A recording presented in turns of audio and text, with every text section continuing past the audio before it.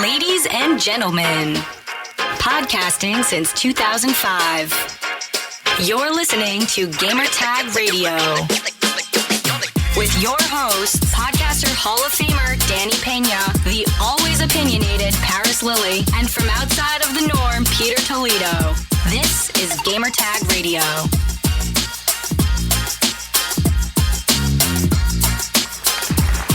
Broadcasting live from New York City to the world, we have a brand new episode of Gamer Tag Radio. This is your host, Danny, and joining me this week for as a special guest, I'm back, baby. Bam Beatz. And Bam, we're in the city, man, recording outside. Yes, we're a block away of the Nintendo store near Rockefeller Center. And we were there for a little bit. We were just there. Godfrey cheated in Mario Kart, but it's all good. I never cheated. Never cheated. We were actually playing Mario Kart, and we got to see some Link's Awakening remake that just recently came out for Nintendo Switch, and that was dope. Has it come out yet? Yeah, it came out yesterday. Did you buy it?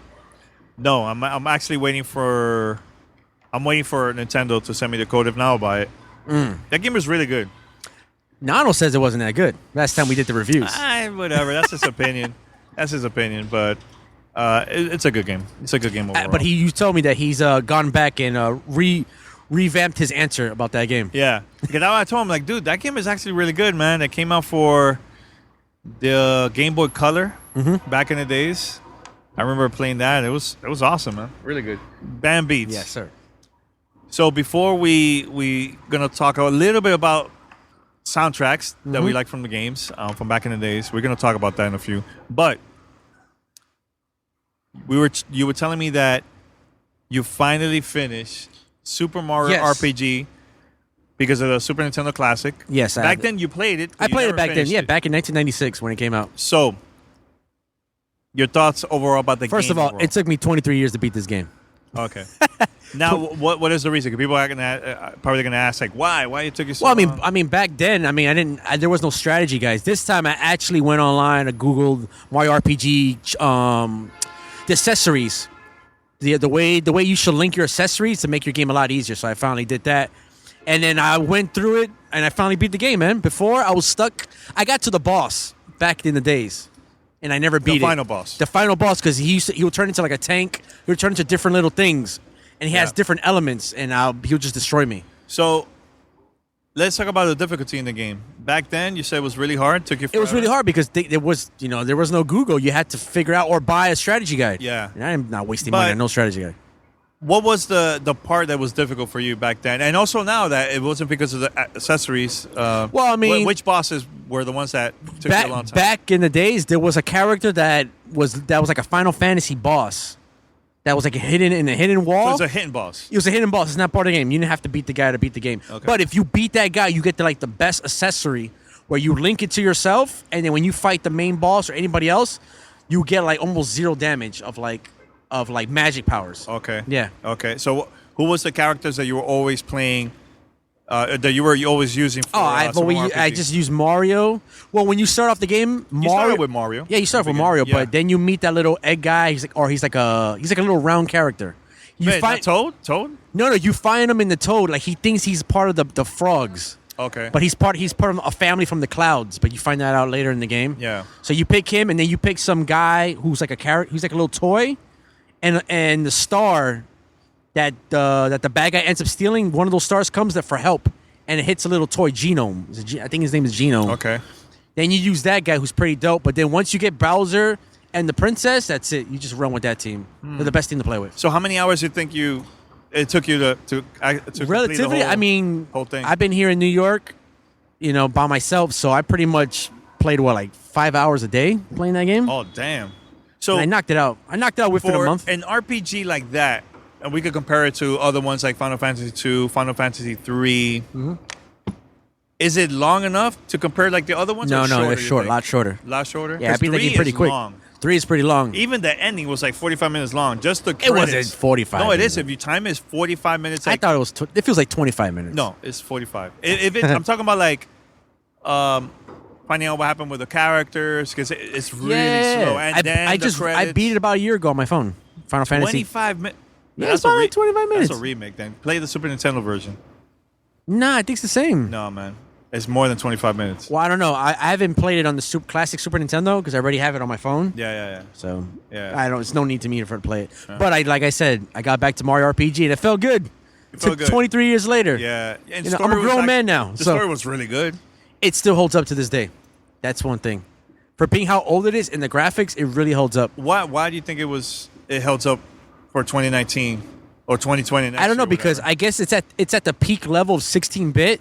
So that game came out pretty late for Super Nintendo. So it kind of like it unified what it could do for that system. So it could be the best, had like the best engine of its time for that system for 16-bit. Do you know the story why that game was created? It's because of Final Fantasy III. Like Final Fantasy II was a big, huge hit in Japan, but in the States wasn't that great. It wasn't that good. Sales was kind of whack because I think it took a long time for Japanese RPGs to blow up. Mm-hmm. So Nintendo and Square were like, hey, let's create an RPG game using your characters so we can make Japanese RPG more popular in the States. But it came out after Final Fantasy III. No, it came out after Final Fantasy II. They did this to promote. Yeah. Final Fantasy III came out in 1992 or 93. Check. No, 92, 91, 92 was Final Fantasy II. No, because check Just it out. check. Yeah, because think about it. It went up to 6 in Japan. Yeah. So by that time, they had to make it 3. It was like early 90s, so it was like maybe 93, 94. No, look, Godfrey. It came out in 19... Oh, I'm looking at Final Fantasy 3 in Japan. Hold up. So I got to put Final Fantasy 6. 6. Wikipedia. Okay, it came out in America in 1994. 1994. Okay, Mario RPG came out in 96. Check Mario RPG. No, I'm 1,000% for sure Mario RPG. Check. Because I got it like when it came out. I just never beat it. Yeah, see, March of 96. It came out on my birthday, pretty much. That was my birthday present. So, well, I know that they created that game. That's what it was. I think Final Fantasy 3 was such successful in America. Because Final Fantasy 2 flopped. But Final Fantasy 3 here was successful. That's the reason why Final Fantasy 7 kind of came here.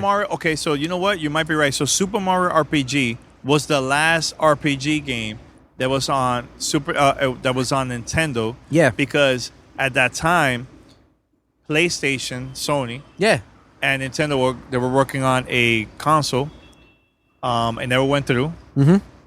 And Sony did their own thing. Yeah. But they made a deal with Square at that time. Yeah.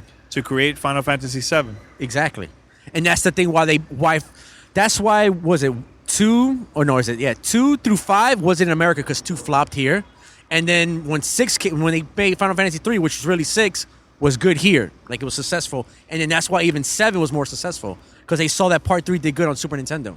Yeah. And I think that's how PlayStation took the deal. Yeah. And then which was probably the best thing that ever happened. Because Final Fantasy's getting like we don't want to go back to the Final Fantasy talk. No. To me, it's the best one. But I wonder how would it be like if Square would have released Final Fantasy 7 on Nintendo? I don't know. I mean, Super Nintendo it wouldn't work. I don't think so. Nintendo 64, you think would it work if they would have released that? It wouldn't have been the same game, man. Because I think because if you think about it, when Final Fantasy 7 came out, it was kind of edgy for being a PlayStation 1 game. It was. It will curse, but it would just have like the little fonts, little. Yeah. And they have a lot of cinematic. Yeah, videos. you couldn't do that on the 64. Yeah. And I remember playing Resident Evil 2. Yeah. For the Nintendo 64. They had it on the 64. Yeah, I played it. That must have been later. No, it's there. It was the same time. Same game, but I mean, it had the cinematic. Everything, all the videos. Was it fun? Resident Evil 2? Yeah, I played a Resident Evil game on 64, yeah. But anyways, all right, so let's move on. So, Mario RPG, fantastic game. Fantastic game. How was the experience playing against the Power Ranger character bosses? Back then, those guys they were hard, dude. Yeah, back then they were super hard. But like I said, I looked up about the accessories and all that. I flew by those guys. Those guys are trash. Yeah. I even fought he's like a little grasshopper, like karate dude. And back then, I was able to beat him. You're supposed to fight him like 3-4 times. And every time you fight him, he gets harder and harder. Wow. But I couldn't beat the last stage. And I finally beat that dude. And then he gives you an accessory that helps you beat that Final Fantasy monster that's in the crack of the wall, which is like 2 doors next door. Right. So if anybody has the Super Nintendo Classic... it's a 5-star game. It's the best game, I think, on the Super Nintendo. Well, next to Final Fantasy 3. Final 3 is up there, too. So make sure to play that. It's a fantastic game. Must have. Mm-hmm. And I think they should definitely remake that, man. Absolutely. Definitely for the Switch. For the Switch. and smooth out the graphics. Still keep it looking like Zelda, like Link of the But Past. they have to have it HD. But HD, yeah, exactly. Graphics look better. But still keep it like where the characters are very small on the screen. Because you played, you remember the Link's Awakening from back in the days from the course. Game Boy Color? Yeah. And look, the one from now, the one now looks But really good. but they still kept it traditional, like it's still small little characters. Yeah. That's how they need to make Mario RPG, Super Mario RPG. Yeah. So let's talk about soundtracks in the game. Yes.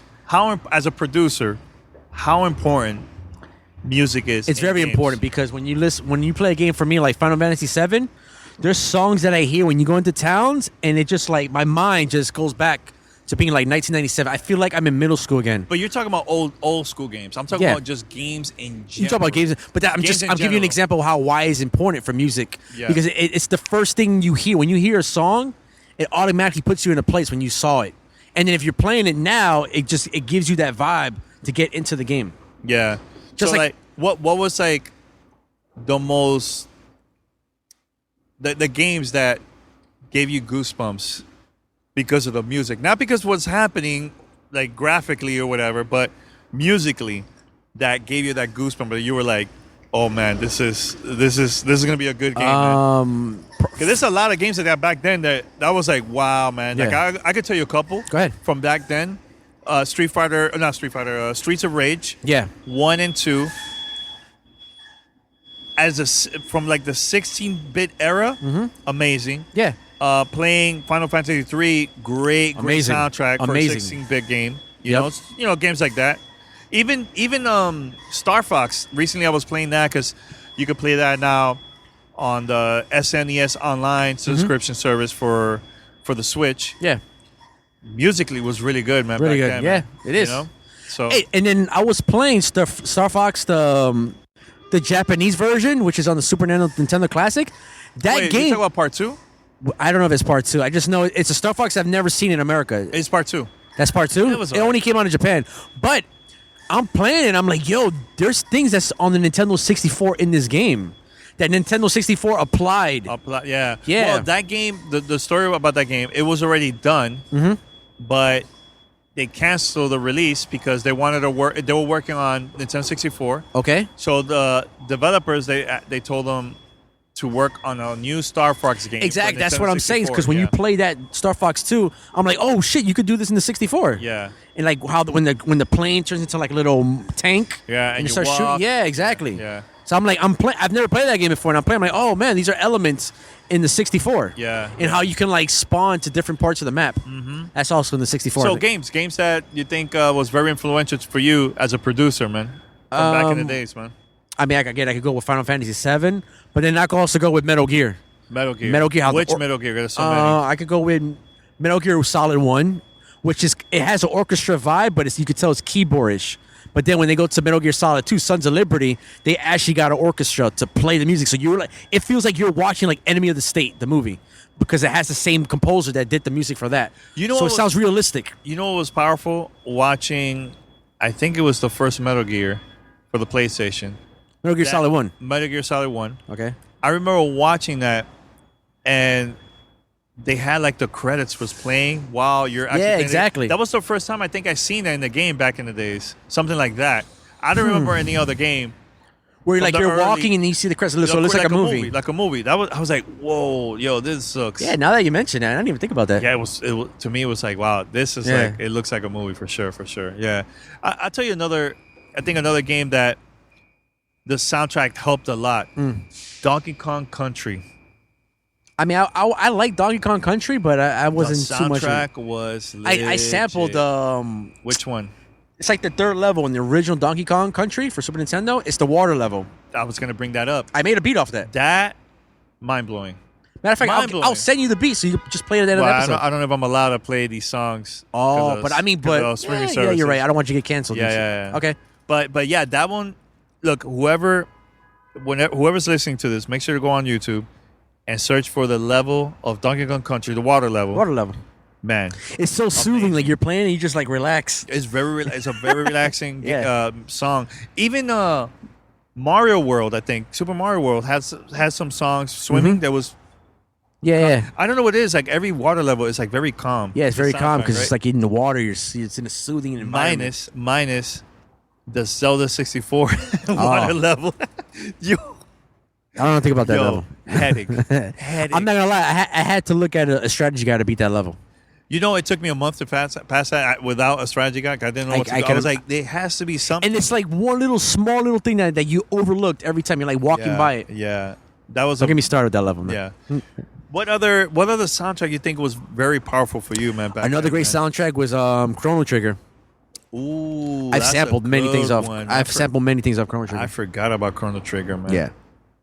Is it what do you compare it to? For those that never played the game, because we have a lot of young people that.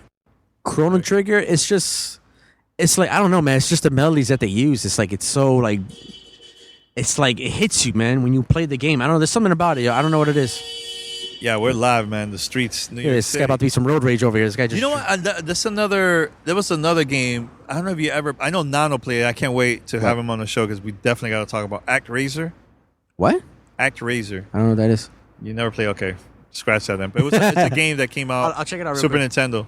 Game. No, I remember this. I remember seeing this like in Blockbuster, in Hollywood Video. I just see the box. Yeah, it was really good. All right, so music for games. What was another game? Was there any 8-bit music too that you think was pretty good from back then? Oh man, it doesn't have to be like. Tecmo Bowl. Super Tecmo I Bowl. don't remember the soundtrack for that. Ah. Why was it good? It's just like the music that you're like, yeah, throw a long ball, touchdown. That's in my head. It's imprinted in my head. I can hear that song somewhere, and my memory will just will go straight to that. Ninja Tecmo Bowl. Gaiden. I don't really remember Ninja Gaiden's Ninja music. Gaiden has some good one, man. Let me see. Best. Metroid, Super Metroid. That's a good one. I've sampled another game I've sampled. Super Metroid. Right? Yeah, Super Metroid. Yeah, dude. Yo, you go now that in hip hop, like trap music is like, like the rave, like that's like the big thing now. Mm-hmm. If you play Super Metroid, there's a bunch of trap style music. Yeah. That trap artists can pick up because I've sampled some stuff off that. So that soundtrack was ahead of its time of like synth, grimy, dark synth music, C minor, type of music. So yeah, that's pretty dope. Mega Man X. You play that? I think Nano played it. I never played it. Yeah, I played Mega Man. Mega Man X was good. It was for the PlayStation, right? Final Fantasy. No, Mega Man X was for the Super Nintendo. Yeah, Super Nintendo. Yeah. Man, I think Square, that was like their prime. Yeah, it's the prime. In the I 90s. feel like once they changed their name is when they fell off. What, to Square Enix? To me, they're always. I say Squaresoft, and you guys correct me all the time. Like it's not called Squaresoft No, it's anymore. not. We're not in the 90s anymore, man. You know what game was like terrible that no one cared about, but the soundtrack was crazy? What? Adam's Family. Are you serious? Are you for real? Anybody who's listening, put Adam's Family for the Super Nintendo OST. Adam's Family OST. OST. And listen to the music because I go on YouTube and I look for stuff to sample. Yeah. And someone posts up Adam's Family. There's some lady just looking at me, smiling at me. Everybody's looking where they've never seen people with mics. So anyways, so I went on YouTube and put Adam's Family OST Super Nintendo, and the cover is just like the family like posing. Yeah, that's a random. Go, Godfrey, listen to it. After this episode, go listen to it when you're back home. Okay. It's got a lot of dope little melodies, and it's kind of like creepy, and it has that trap sound like like today's music. Yeah. But it's dope. But the game, I don't know anything about. I've never played the game. Didn't play it back then. Never played the game. No. But like I said, the soundtrack is good. That's probably my favorite soundtrack of a game I never played. Did you find a lot of songs like that? Like you never played it, but Now, but the soundtrack be like, oh man. Like I said, Adam's Family was one. Another game, RoboCop, had a dope soundtrack. I forgot about that one. Yeah, and the cover is like it's like the cover of the movie. What made you find these songs? Because I go online, like I'm part of I don't really want to say the name because I don't want people going there taking my samples. Yeah. But I'm part of a music group where they post up like Asian music, rock music, reggae music. They put like fine little dope songs and they post it up on the page, songs that you can sample, and then there's a video game section. So I see nothing but old Super Nintendo Genesis games, and they put up the OSTs, and I hear, I'm like, oh man, this is dope, yo. Yeah. So like I said, RoboCop and Adam's Family have a dope soundtrack of games I've never played. Now I gotta like check it out to see what in the world you're talking about, because I remember those games, but okay, let's go back with Super Mario RPG. Did it have a great soundtrack, you think? Yes, it had a pretty good soundtrack. Pretty Decent. good. Decent. You don't sound like but a lot of the songs were they had like a lot of corny songs that were like like I didn't really like the songs. So it's not Final. Yeah, Fantasy, it's not. No. Final Fantasy 3 It's level. nowhere near Final Fantasy 3 level, but it has some good songs. It's all right. Huh. The game is a lot better than the music. Yo, okay. So people are saying I'm just checking online to see what soundtrack people like. Spider-Man and Venom, Maximum Carnage. Ooh. I forgot about that. Does that have a great sound? I need to go back and hear the it. cartridge was red. Yeah, it's Carnage like that. Approaching the city. They said that's top 10 best soundtrack. You know what? For Let me S. write that down. So I'm gonna go back home and I'm gonna start search Googling. that one? Yeah, You forgot about that one. I forgot about that one. All right. What else does the list say? I'm gonna look for another one. Ooh, you ready for this? Go ahead. Secret of Mana. Yeah, That's a good one. Yeah, That's a great sound. Well, I know they did a remake. I heard Did they? negative things about it because you can't play 3 players on that one. Super Mario World. Has some songs, man. And you know how I know that game is classic? Because I was playing it, and even Gato in the apartment's like, "Yo, oh my god, I remember this!" And he doesn't even play video games, but those songs pinpoint to his mind how classic that was. It is. It is. That when you go to the scary every time you go to the little building, the scary building, like the haunted house. Yeah, the haunted. Yeah, it changes. The music. It changes. The music changes. So have you played Mario Maker? No. Ooh, bam! You gotta play Mario Maker, man. Like that one, music? Because it has different Mario games, but you create your own Mario level, and you use soundtrack from past Mario games. So I play a lot. Is that the thing you've been posting on Twitter? Like people post like the most random crazy levels. Dude, amazing. Where like the little fire sticks are like all over the place. Yeah. And that's from Mario Maker 2. It's one of the best Mario games, dude. People create the craziest level, man. Yeah. It's really cool, and they add soundtrack from all the Mario games in there. They choose whatever they want. Actually, I from 8-bit all the way to like now. To now. Well, certain songs from now. But they had the classic 8, 16-bit. Yeah. Ooh. Do you remember Earthbound? No, I never played that game. That's a good one. Oh, you know what had good music? you know what had good music? SimEarth. Yeah, you're right. SimEarth has SimCity. No, that's SimEarth. Yeah, Earth. That game had amazing music. I sampled something off of SimEarth. Oh my god. The Ice World where Yo, why you got so hype with that one? You like because when you said Earth, what did you say? Earthbound? Earthbound. Yeah, I thought about SimEarth. That's why. How many songs you sampled for that one? Just one or I sampled 2. I sampled 2 songs. I sampled one where it's like because in SimEarth you can do scenarios, like you can do like planet. You could do an ice planet. You could do Mars and the plant level, which is kind of like supposed to be Pluto. That song is really dope. I slowed it down. Slowed it down. Slowed it down. It sounds dope. That's cool. Anything else, man? I know we're like almost 30 minutes here, but yeah. What do you think? Everywhere I go, I see that Chrono Trigger is one of the best soundtrack for. Yeah, that's like saying like, what's your favorite hip hop album? People say Illmatic. It's like, yeah, it's all good. Of course, you know. Yeah. I don't know what else. What else you got? I think that's about it for me, man. Oh, you know what's another soundtrack? Yeah. I don't really remember playing the game. Batman Returns, which is Batman 2. Batman Returns. That had a really dope soundtrack. Well, the next time that we're gonna get together, because this is just a conversation. Yeah, this is not preview. This is not Battle of the Games. Yeah, exactly. Battle of the Games, we're gonna debate our favorite soundtrack ever. You already know where I'm going with this. I have a couple that I'm definitely going to defend. We should bring 3 because I feel like me, Nano, and you, we might have like different opinions. No, not even different opinions. I think our top 3, we're going to have the same game in our top 3. Yes and no. That's what I'm saying. I know me and Nano for sure are going to have Chrono Trigger. The same ones? Chrono Trigger, Final Fantasy. But I think Nano has, he has more games that he likes that you never played. Which is true. Which is really, really true. So, but there's games that I like. That's also from the Genesis that has a great soundtrack that you probably don't like. True. Also, too, I want to do research because with the three games I'm going to mention, I'm going to pinpoint the name of the song, where in the level they play it. So I'm going to get into more depth about that. Yeah, definitely. There was a documentary that someone made. It's very short. It was on YouTube.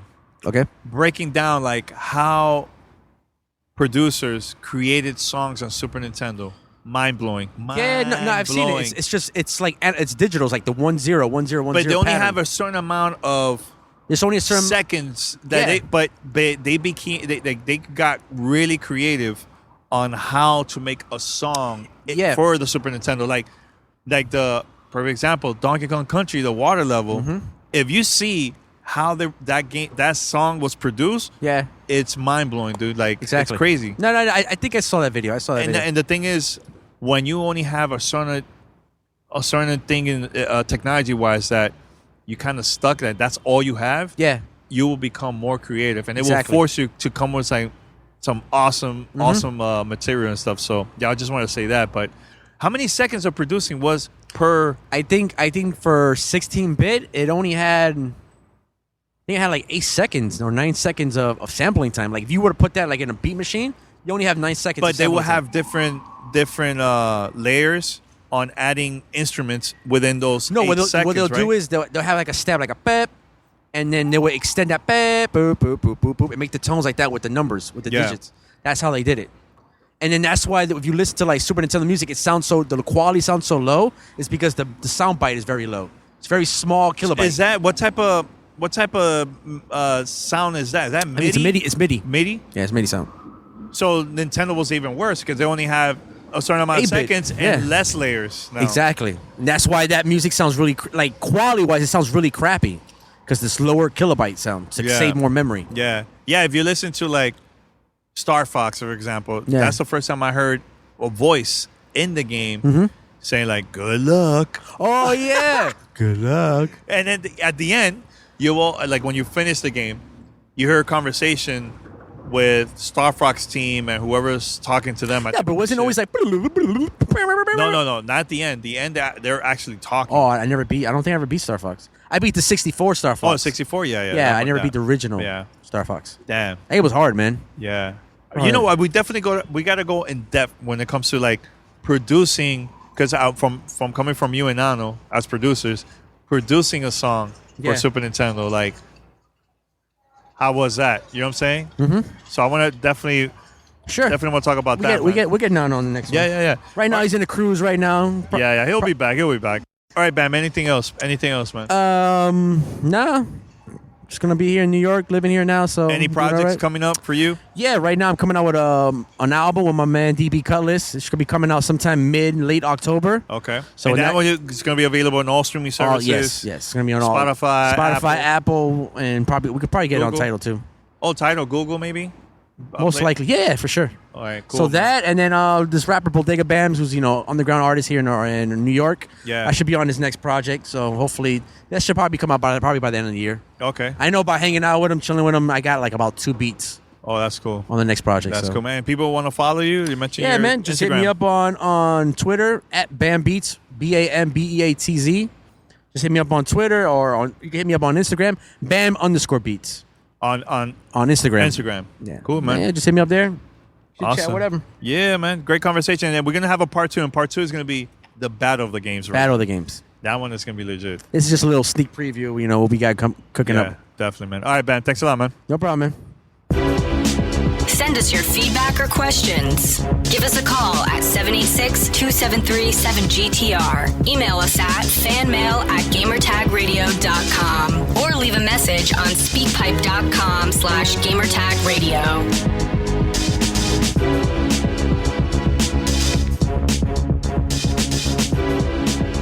All right, Gamertag Radio, thank you for listening. And we have one more thing here. Throwback Thursday. Guess what? I'm going to play an interview that I recorded 12 years ago, and it was with Francesca Reyes. So Francesca Reyes used to work at OXM, and she was the first person in the world at that time that got to play and finish Halo 3. So they had a world exclusive review on the official Xbox magazine. So I decided, man, I got to hunt her down. I wanted to be on the show to talk about the experience of playing Halo 3 for the first time. And, it was pretty hard for her because there was a lot of things she couldn't really talk about. But it was a great conversation. So I'm going to play this. This aired on our podcast 12 years ago. And remember, Halo 3 hasn't been out yet. Everybody's super excited about the game. I haven't got my copy yet. She was the first person to actually play the game at that time at the Bungie studio in Seattle, and we spoke about all that stuff. So I'm gonna play right here. This is a Throwback Thursday special. Enjoy. Yo, what's up, Gamertag Radio listeners? Guess who we have on our show today? She is one of the few people who have actually played and beaten Halo 3. Francesca Reyes from Official Xbox Magazine. She's the editor-in-chief. Now, this is going to be our most difficult interview yet. We have a lot of questions, but I don't know if we'll be getting any answers. We've been hunting her down for a while now. Yeah. Francesca, I know that you can't give us too many details about the game, but how about if we just refer to Halo 3 by Barbie Cosmic Wars? What if we just call that? Can we indulge into some information and just go on and talk about it like Barbie Cosmic Wars? What the game? How's the game? What's it all about? And you can try and ask. The worst that could happen is I could say I can't answer that. So. Oh man. I mean, but right. how was your feeling like once you got the call? Okay, I'm definitely gonna try out and finally play Halo 3. Which there's like millions of gamers out there like waiting for this game. For over close to 3 years now. Mm-hmm. So how was your feelings? Before you got to play the game. Well, for a long time, it kind of happened at the last minute. But honestly, I was kind of nervous about the whole thing, just because, here you are, you're going to go play this game that so many people have been waiting for, and can you remember absolutely everything? Could you remember all the maps from the first two games? Can you remember everything about the first two games so you can use it as reference for this one? It's kind of hard. It's kind of a big task, just it makes you nervous to think about what a big responsibility is so you don't mess it up, Yeah. So I think that was kind of the main feeling I had was just kind of, I guess, a sense of responsibility. I didn't want to, let down any of the fans by, either not knowing something or not being able to take it all in, because, we didn't have a build or anything. We had to go up to Bungie to play it. So, so it was kind of like, you have so many days to take the whole thing in. Yeah. Well, what I want to say is come on, don't let the fans down. Tell us something about it. What can you, what you could say, what you could talk about, like what you could say and what you can't say. What can I say? I know she definitely can't say the ending, which I know a lot of people have been, Is there going to be a Halo 4? Is there going to be a Halo 4? Is that what you said? Yes. That was the question? Yeah. Yes. I can't say. It's really hard to say. Is it like a Spider-Man 3 ending, where, if they wanted to cut off the series and end the series, it's a good way to end it, but just in case if they wanted... I'm not going to ruin that. Playing it. Yeah. No, but I remember in the last Halo review, that was Halo 2, I know a lot of people were like not happy because everybody had their feedback about how Halo 2 ended, so were you worried about that happening again with this one? Because I know you guys were like the first ones, right, for that's going to release a review about this, I was kind of worried. You're just as worried as you ever are about a lot of big games. You're like, is the ending going to suck? Yeah. I knew that so many people were so kind of pissed off about Halo 2's non-ending was so I kind of had an idea that Bungie couldn't go there again, because if they did, everyone would be so pissed off, So but I was more interested in seeing how are they going to handle it? Are they going to kind of basically take it to the hole and really go for broke with the ending, or is it going to be open-ended again? I knew they couldn't do Halo what happened with Halo 2 again, because they couldn't, because I think they were all aware of what people thought of it. So for them to do that again would just be they didn't learn anything, So, but I think it was more just I just didn't even know what to expect. Was it going to wrap the whole series up? Was it going to be open ended for a Halo 4? Things like that. So. And I won't say which one it was. Okay. Well, coming to the technical aspect of the game, how does it look? And, what about the weapons or any elements about it that you... Well, let's just talk about the graphics at first. A lot of people are wanting to know how good does it look compared since the beta has come out. How much better? Single player, campaign looked really good. Obviously... the multiplayer looked really good. I mean, it's really hard to say because I know everyone was a bit underwhelmed with the beta. Yeah. And I know I was too, but I didn't care as much. A lot of people were really like, "Oh my God, this doesn't look any better than Halo 2." You know. I think people got spoiled with Gears of War and a couple other games out there. BioShock, of course. Yeah, BioShock too. And I think playing the beta, I think it was a good thing. Like I was happy to play it, but at the same time, deep inside, I'm like, man, you know what? Like it kind of like ruined the surprise for me. Like when the first time you got to play Halo 2, you were like, you were surprised. So once I play the beta, now I'm like, I'm hype about it. But I don't know. At the same time, it's kind of like it killed it for me. Like I'm not surprised anymore. I know what you mean. Like, I think there was that similar feeling around here where, like, now it made us just more excited for the single player because we're like, okay, we know what multiplayer is going to be. I mean, we don't know all the ins and outs of it from the beta, but, I mean, especially with, like, Forge and stuff like that. We didn't know anything about that when we were playing the beta, but we kind of all said, okay, we know this is going to be fun and, whatever, but it kind of made us more excited for campaign and for all the other things we didn't know about. So I know what you mean. It was kind of like, oh wow, it's going to be good. Surprise, but honestly, when you play the full game, like when you get that box, it's way more of a complete experience, than the beta was. I mean, the beta was just this tiny little slice of it, and I think a lot of people don't have that perspective right now because they obviously haven't had a chance to play the full game. But once you are able to play the full game, you're like, wow, that beta was just a tiny part of it. I mean, there's so many other game types, there's so many other maps, and there's so many other like modes to play multiplayer in. There's like co-op, and then there's single player. Just it's pretty crazy. So yeah, the beta was kind of like, oh, not really that surprising. I know, right? And so everybody was like, oh, it's kind of like a map pack, and stuff. But at the same time, I guess the point of it was mainly just to let Bungie get data, I guess, on stuff for multiplayer, and then also let a bunch of people play it, to get everyone stoked. But yeah, so I'm sorry that went on a bit long. That's okay. That's all right. It's okay. Good conversation.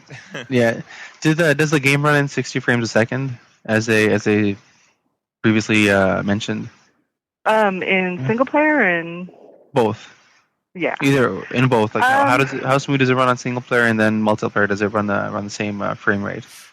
I would say single player obviously is a bit smoother, depending, like, because since you can't have up to like 4 players.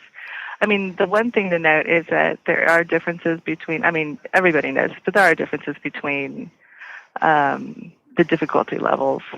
I mean, like we played our first playthrough was on heroic, and the difference between normal and heroic is big. Substantial. I mean, not just difficulty setting. Like there are like enemies and vehicles and like battles that you don't see on normal mode. So, I mean, that's good. Yeah, it's pretty interesting, but at the same time, like that, I mean, I didn't notice that. I'm not a huge frame rate person. That's the thing. Is like I only notice when it's bad. I only notice when it's chugging. So I can't tell you exactly. I mean, I have a feeling like it was all very smooth. There was no slowdown when we were playing, either in multiplayer or single player and stuff, and even in co-op and stuff. But it's hard to say that once, like say multiplayer gets let loose online, like on Xbox Live, that there won't be something. I have no idea though, since, we only played on debugs across PartnerNet, which is kind of the not Xbox Live. So, and it wasn't like millions of people playing. Hey, that makes battles. I was just gonna say battles our vehicles Godfrey will never see, just because he's not made of heroic stuff. Oh God, whatever. Sorry. All right, so let me ask you this: were there a lot of those like goosebumps moments, like the music and everything that was is going on in the environment, like while playing the game, like got you like, wow, this is really, really cool, man. And was there also a lot of nostalgia, in the game? Yeah, I mean, there was both. I mean, I won't get too She's specific. not gonna say, yeah. Yeah, I don't want to get too specific, but I would say like the game is full of quote moments and quote Yeah. it just had like really big epic feel to it. So and then there's also like quieter moments and too. So but I mean there's always a lot going on. It's a very well paced game, So Yeah. so but I mean if you've ever played any of the other Halos before, you kind of know what to expect. It's nothing like super like, oh my god, I didn't, it's not suddenly Halo 3 does Bioshock or, you know what I mean? Yeah. They don't do anything too out of the Halo universe or anything. So, but there's a lot of really like great moments in the game. Cool. Around how long is the single player campaign? I know in Bungie the podcast I said 10 hours. I don't know. That's what they said. I know that's what I've read on forums that was their answer. They said anywhere, depending on the difficulty, obviously, and whether you're playing solo or co-op, it can last anywhere from like, say, like 11 to 18 hours. Depending on how you it all depends on the person. Not too right? bad, yeah. Skills. Did you get a Really chance? depends. Did you get a chance to play 4-player co-op? No, I didn't get. We did play like 2 and 3, I think, but not 4. Oh, okay. So. Okay. How did the game fare with 3 players? Like, how do you think is well balanced, and does it? How well did it play? Well, I mean, there's a lot of modifiers too when you're playing co-op that I won't go into. Okay. But there's a lot of ways to adjust like difficulty, and no matter what like actual difficulty you're playing in, it's kind of hard to explain without going into too much detail. Yeah. But there's a lot of ways. Yeah, there's a lot of ways to kind of like make the game more challenging for however many people you're playing co-op with. Mm-hmm. So I'll leave it at that. All right. So writing this review, I know. Can you give us like more information on what, how big is this review? I know it's a big thing for you guys. I know for the official Xbox magazine. It's a big thing for Microsoft. Everyone. For everyone, yeah. But I mean, this is like I think the first magazine to actually to release this review. Once the game comes out, so. It's like physically the review is about 10 pages. Oh, okay. Wow. But as a whole, it was actually because I was thinking, oh God, how am I going to fill 10 pages? I was thinking that before I went up there and played it, and I remember I was talking to my art director, and I was like, and she's just like, well, people love art, people love screens, they want to see the game, so if there's not a lot to talk about, why don't I just use big screens, Yeah. And no spoilers, though, right? No spoilers, though. Oh God, no spoilers. Okay. Yeah, no, I was. There was no reason to spoil the story because the story was so. Like it's too hard to say anything about the story with revealing any spoilers. Okay. Without revealing. Right. So I didn't even mention that at all. At least not in the review. Okay. So, just because that's what the whole thing is about. It's going through the single player campaign and just finding out what happens to everybody. Do you stuff on your own? do you just play as Master Chief, or do you switch roles in a single player campaign? Yeah, about the different characters in the 4-player. Oh well, there's different characters in co-op. Yeah. And stuff like you play as someone plays as Master Chief, someone plays as Arbiter, and I think there's a Marine and another Elite. Okay. I think so, right? But have you tried those characters, or just Master Chief all the way? When you play single player? Yeah. No, Or when you when when you played like the 4-player co-op. Oh yeah. Okay, cool. Yeah. Cool. So I know I played as Arbiter in co-op. Oh, So, cool. All right. I know it's very, very hard to answer these questions. I know, because it's like me trying to figure out. It's like, what was okay to talk about? What no, was but it? I mean, I'm cool that at least you're answering something. I mean, we don't want you to get no matter in trouble. regardless of how vague it is. Yeah. No, because I think the Halo fans are gonna appreciate this, and they will definitely once they go and buy the game, they're like, oh, you know what? Let me get the OXM. See how's the feedback. So Yeah, there's some good stuff in that issue of OXM for like that goes beyond just the review. So I won't say what it is, but there's some good stuff for like people who are playing the game. So what about or people who are just about to buy the game? Can you talk about the disc that's coming for this month? Oh, the disc. Yeah, I'm sorry. I need to find that info. Just because we finish stuff ahead of time, so it's hard to remember once we move on to the next thing. Yeah. So you might have to give me a sec on that. It's cool. But while you're looking for it, let me ask you this: what do you think about like companies hyping the game, and once the game comes out, it's like I don't know, it's all right once you play it. Do you think that kills the game when companies hype it too much? It can. It depends. Like, the only way it would kill it is if the game didn't live up to the hype, right? Okay. So, and I think at some point, like, there is, some games do get, like, too much hype. It's like it can't possibly live up to the expectation of some hype, So, but on the whole, like, games like BioShock, I think a lot of people were like, there was a lot of hype behind that game, and it ended up in the end really delivering, Yeah. And but I think you can probably find flaws with anything. Like I'm sure there's going to be people who are like, "Oh, Halo's overrated," Yeah. People said that about 1 and 2, and I'm sure there are people out there who thought BioShock was overrated too. I think you're always going to find people who that game is not for them, regardless of, and then they're more vocal about it because of the hype. Yeah. Because it seems like everybody's jumping on the the hype train. Mm-hmm. But, to answer your question, it's hard to say. I mean, it can hurt some games, but I think, hype, at least for like for like the kind of like casual consumer level, I think it never hurts, to get a game at least, get people like that beyond like hardcore aware of a game. So I don't know if that actually answered your question. No, it's good. It's good. Man, I'm trying to think of questions for which we can get answers to, and people can actually get something out of this interview other than. I know. I'm sorry. No, it's okay. How many? Can you? Have you been? Can you tell? Can you mention the people you've played beaten Halo 3, or you just have to keep mum about it? Kind of keep a little. I mean, they don't want to be embarrassed. No, I'm playing.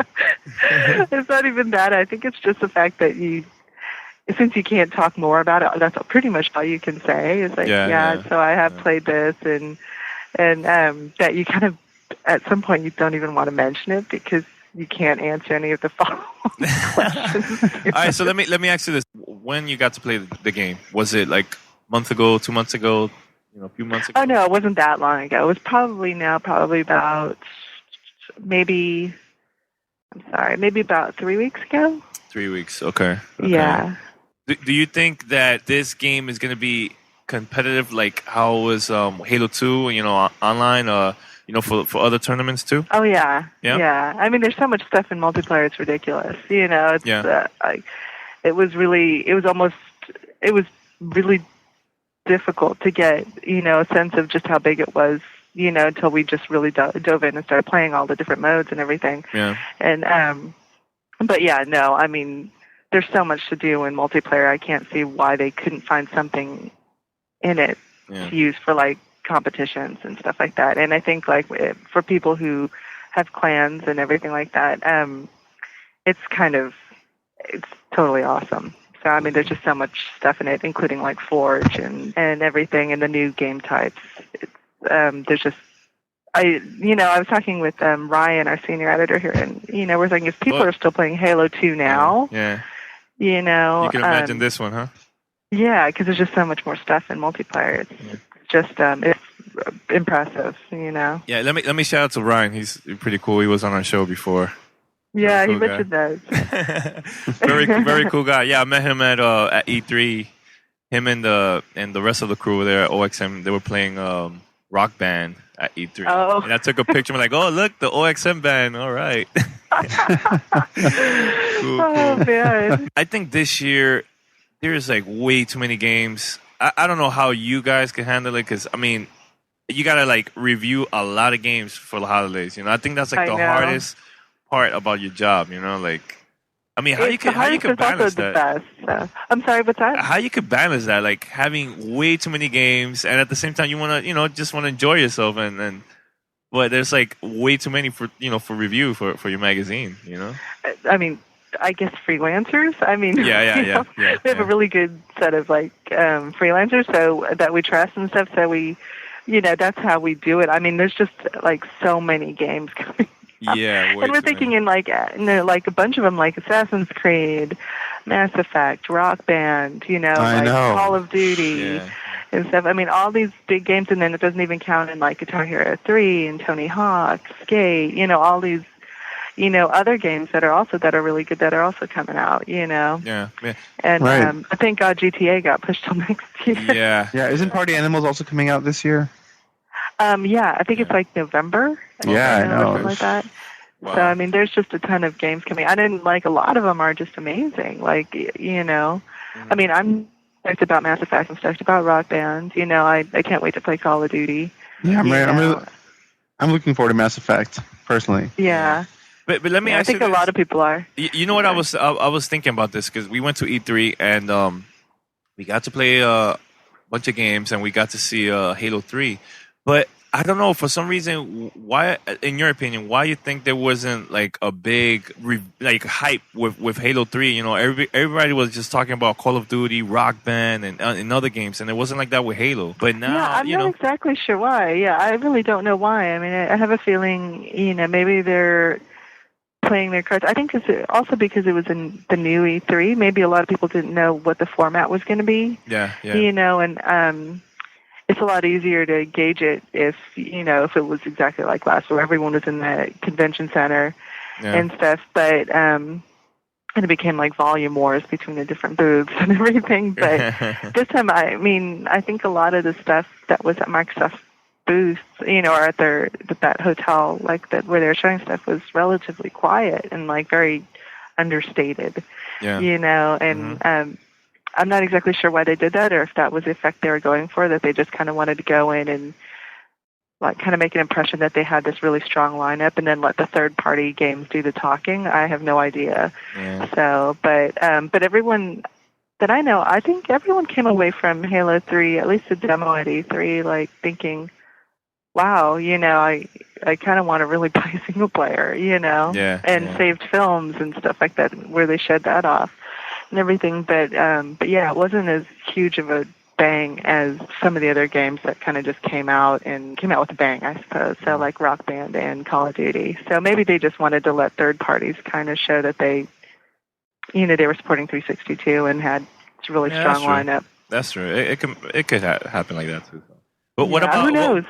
what are you gonna be doing on the 24th, 25th? I mean, everybody's gonna be like finding out if the game already is out, like in a couple of stores, which I doubt that it's gonna happen. But are you gonna be checking out like the vibe?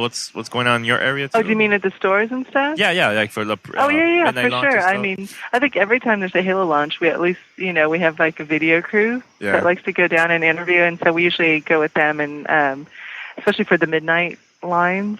Yeah. So I think usually like for Halo 2, there was a big the big launch was downtown San Francisco in Union Square, and I know there was this huge line that wrapped around the blocks like so many times. Nice. And I'm hoping it'll be that way this year. It's hard to tell, though, because for some reason, I mean, the Halo 3 hype machine, I think it's just starting. It's just starting, right?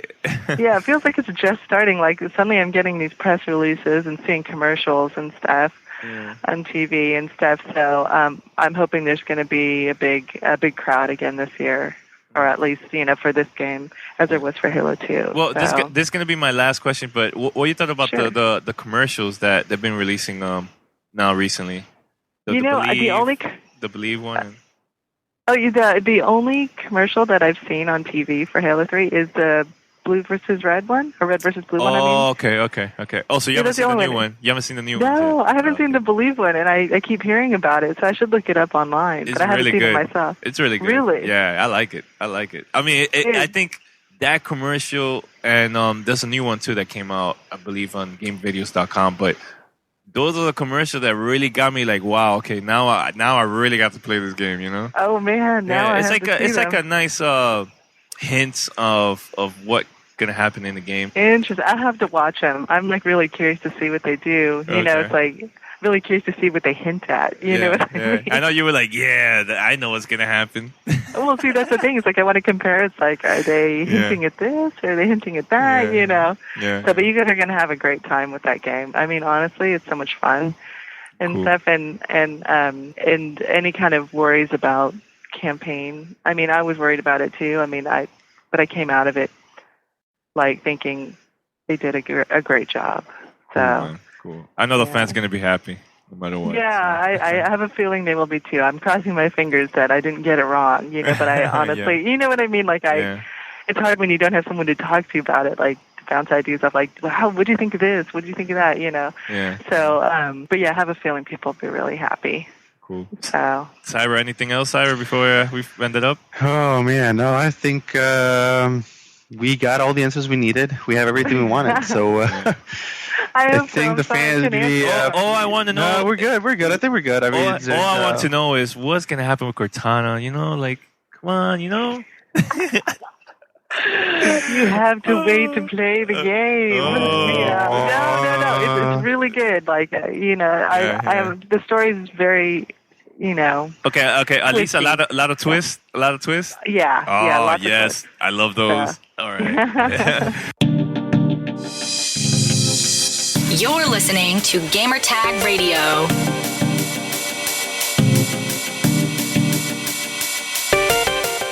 All right, so thank you for listening here, Gamertag Radio, and we'll be back next week. We have more content. I'm here in New York City, so I've been recording a couple of interviews over here. Actually, next week, I'm going to have Mandy on our podcast, Lady Luck, for those that don't know. Follow her, Lady Luck 34 on Twitter. We are going to be talking about Link's Awakening for the Nintendo Switch and also Astral Chain, which also came out a month ago or so. So I've been playing that game nonstop, but I don't have Link's Awakening. Mandy's going to be talking about that too. So it's going to be a great conversation for those that have Nintendo Switch. You're going to love this episode. It's going to be awesome. All right. And we have more stuff, so stay tuned. Until next time. Peace.